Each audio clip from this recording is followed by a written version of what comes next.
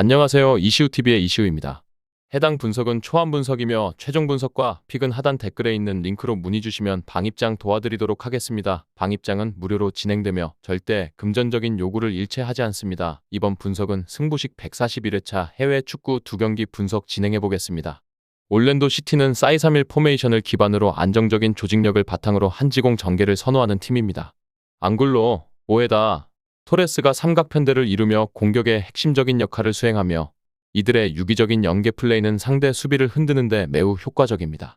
최근 샬럿과의 플레이오프 경기에서는 후반 막판 극적인 득점으로 경기를 연장전과 승부차기까지 끌고 갔고 결국 승리하며 다음 라운드에 진출하는 저력을 보여주었습니다. 최전방에서는 엘리케가 날카로운 침투와 뛰어난 득점 감각으로 공격을 이끌고 있으며 중원의 카르타헤나와 아라오는 수비와 공격을 연결하는 데 핵심적인 역할을 하고 있습니다. 이들의 활약 덕분에 공수 밸런스가 견고하게 유지되고 있으며 상대의 역습 상황에서도 안정감을 잃지 않는 모습이 돋보입니다. 중앙 수비진에서는 얀손과 슈리겔이 제공권에서 강점을 보이며 정확한 라인 컨트롤을 통해 상대의 공격을 효과적으로 차단하고 있습니다.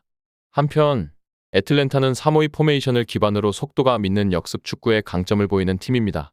미란추크가 중원에서 플레이메이커 역할을 맡아 공격 전개의 중심을 잡고 있으며 최근 인터 마이애미전에서 3-2로 승리를 거두며 역습의 효율성을 다시 한번 입증했습니다. 아마도르와 로브자니제는 양 측면에서 활발히 움직이며 날카로운 돌파와 크로스를 통해 공격의 위협을 만들어내고 있습니다. 최전방에서는 티아레가 상대 수비 뒷공간을 공략하는 침투 능력으로 존재감을 드러내고 있습니다. 그러나 수비에서는 약점이 명확히 드러나고 있습니다. 에르난데스, 윌리엄스, 아브람으로 구성된 스리백은 조직력이 부족해 간격이 벌어지는 경우가 잦으며 이는 상대 공격수들에게 기회를 내주는 주요 원인이 되고 있습니다. 중원의 슬리즈, 메카시, 무윤바는 수비 가담을 통해 이러한 약점을 보완하려고 노력하고 있지만 상대가 강한 압박과 공세를 펼칠 경우 대량 실점의 위기를 피하기는 어려운 모습입니다. 올랜도 시티는 유기적으로 잘 조직된 공격력과 탄탄한 수비 밸런스를 바탕으로 경기를 주도할 가능성이 높아 보입니다. 카르타헤나와 아라오호가 중원에서 경기를 효과적으로 조율하고 앙굴로와 토레스가 측면에서 빠르고 날카로운 공격을 전개한다면 애틀랜타의 불안정한 수비 조직에 큰 압박을 가할 수 있을 것입니다. 반대로 애틀랜타는 티아레의 날카로운 침투와 미란추크의 정교한 패스를 기반으로 속공을 전개하며 기회를 엿볼 가능성이 큽니다. 특히 아마도르와 로브자니제는 측면 돌파와 공격 가담을 통해 올랜도의 수비진을 흔들 중요한 역할을 할 것으로 보입니다. 이번 경기는 두 팀 모두 공격적으로 나서면서 치열한 공방전이 될 가능성이 높습니다. 올랜도가 점유율과 조직적인 플레이를 통해 안정적인 운영을 보여줄 가능성이 크지만 애틀랜타는 빠른 역습과 티아레의 위협적인 움직임으로 변수를 만들어낼 수 있는 잠재력을 가지고 있습니다. 결과적으로 두 팀이 서로 득점 기회를 주고받으며 경기는 난타전 양상으로 흘러갈 가능성이 큽니다. 90분 내에 승부가 결정되지 않을 가능성이 있으며 무승부로 끝날 확률이 높아 보입니다. 이 외에도 다른 축구 분석과 야구 분석 및 종합픽이 궁금하시다면 하단 고정 댓글 링크로 문의주세요. 갤럭시는 4-3-3 포메이션을 기반으로 유기적인 패스 플레이와 공격적인 전술을 통해 점유율을 확보하며 경기를 지배하는 것을 목표로 하고 있습니다. 특히 팩과 페인트실은 갤럭시의 공격 전개에서 중요한 역할을 담당하고 있으며 이 두 선수는 빠른 측면 돌파와 정교한 크로스를 통해 팀의 득점 기회를 창출하고 있습니다. 직전 콜로라도전에서 4-1로 대승을 거둔 갤럭시는 그들의 공격 효율성을 다시 한번 증명했습니다. 이 경기에서 갤럭시는 상대를 압도하며 다양한 공격 루트를 활용하였고 최전방의 요벨리치가 중심적인 역할을 수행했습니다.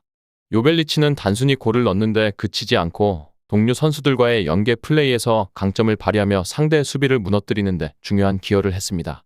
중원의 로이스와 푸츠 또한 갤럭시의 공격력을 뒷받침하는 핵심 자원으로 이들은 창의적인 패스와 전방으로의 날카로운 볼 배급을 통해 상대 수비진의 허점을 공략하고 있습니다. 이러한 조화로운 공격 전개는 갤럭시가 공격적으로 얼마나 강력한 팀인지를 보여주는 중요한 지표라고 할 수 있습니다. 수비 측면에서는 가르세스와 요시다가 중앙 수비 라인의 중심을 잡으며 안정적인 모습을 보여주고 있습니다. 이 두 선수는 제공권에서 강점을 보이며 상대의 공중볼을 효과적으로 차단하고 있습니다. 그러나 상대적으로 느린 발은 갤럭시 수비진의 약점으로 지적될 수 있습니다.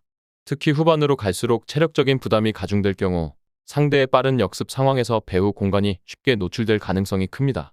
이러한 점은 미네소타와의 경기에서도 갤럭시가 신경 써야 할 중요한 과제로 남아 있습니다. 반면 미네소타는 5-4-1 포메이션을 기반으로 안정적인 수비와 빠른 속공을 주요 전략으로 삼고 있습니다. 미네소타는 측면 돌파를 활용한 공격 패턴의 강점을 보이며 페레이라와 로드는 이러한 전술의 중심에서 활약하고 있습니다. 이 두 선수는 빠른 돌파와 크로스를 통해 득점 기회를 만들며 팀의 공격을 이끌어갑니다. 그러나 직전 솔트레이크와의 경기에서 1대1 무승부를 기록하며 단조로운 공격 전개와 득점력의 한계가 드러난 바 있습니다.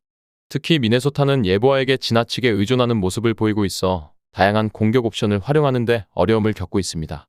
미드필더진에서의 창의적인 플레이가 부족하다는 점은 미네소타가 갤럭시와 같은 강팀을 상대로 더 많은 어려움을 겪게 하는 요소로 작용할 가능성이 큽니다. 미네소타의 수비는 디아즈, 박스홀, 하비로 구성된 백스리가 중심을 잡고 있으며 이들의 조직력은 나쁘지 않은 편입니다. 하지만 이들은 갤럭시의 빠른 공격 전개와 측면 플레이의 취약점을 노출할 가능성이 있습니다. 특히 오른쪽 측면에서 흐롱아네가 수비 가담이 부족한 모습을 보이며 공간을 허용하는 경우가 많아 갤럭시의 팩과 페인트실이 이 약점을 적극적으로 공략할 가능성이 높습니다. 이러한 점은 미네소타가 이번 경기에서 갤럭시를 상대하는 데 있어 큰 약점으로 작용할 수 있습니다. 전체적인 경기 양상은 갤럭시가 주도권을 잡으며 경기를 풀어나갈 가능성이 높습니다. 갤럭시는 로이스와 푸츠를 중심으로 중원에서의 우위를 점하며 상대 수비를 흔들고 팩과 페인트실의 빠른 측면 돌파를 통해 미네소타의 수비 라인을 공략할 것으로 보입니다. 요벨리치는 최전방에서 탁월한 위치 선정과 연계 플레이를 통해 미네소타 수비진을 압박할 가능성이 높으며 이를 통해 갤럭시는 지속적으로 득점 기회를 만들어낼 것으로 예상됩니다. 반면 미네소타는 역습을 통해 갤럭시의 느린 수비 라인을 공략하려 하겠지만 갤럭시의 중원 장악력과 조직적인 수비를 극복하기는 쉽지 않아 보입니다. 특히 미네소타의 단조로운 공격 패턴과 창의성 부족은 갤럭시의 탄탄한 수비를 흔들기에 부족할 수 있습니다. 결과적으로 갤럭시는 공격과 수비 양면에서 미네소타보다 우위에 있으며 이러한 차이는 경기 결과에 큰 영향을 미칠 것으로 보입니다. 갤럭시는 경기를 압도하며 비교적 여유 있는 점수 차로 승리할 가능성이 높아 보이며 다득점 경기가 될 가능성이 큽니다. 미네소타는 역습 상황에서 간헐적으로 위협적인 장면을 만들 수는 있겠지만 갤럭시의 전력 차이를 극복하기에는 역부족일 가능성이 높습니다. 이번 경기는 갤럭시가 경기를 주도하며 확실한 승리를 가져갈 경기로 전망됩니다. 끝으로 정확한 배당 변동에 따른 실시간 추적과 최종 예측은 배팅 마감 직전까지 이루어져야 합니다. 위 부분을 참고하는 배팅이 아닌 더 근시적인 결과는 배당률 흐름의 변화 및 경기 시작 전 결장자 정보에 따라 변동될 수 있습니다.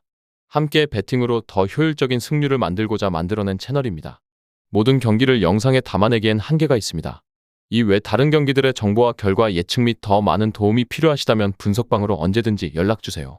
최선을 다해 보이겠습니다.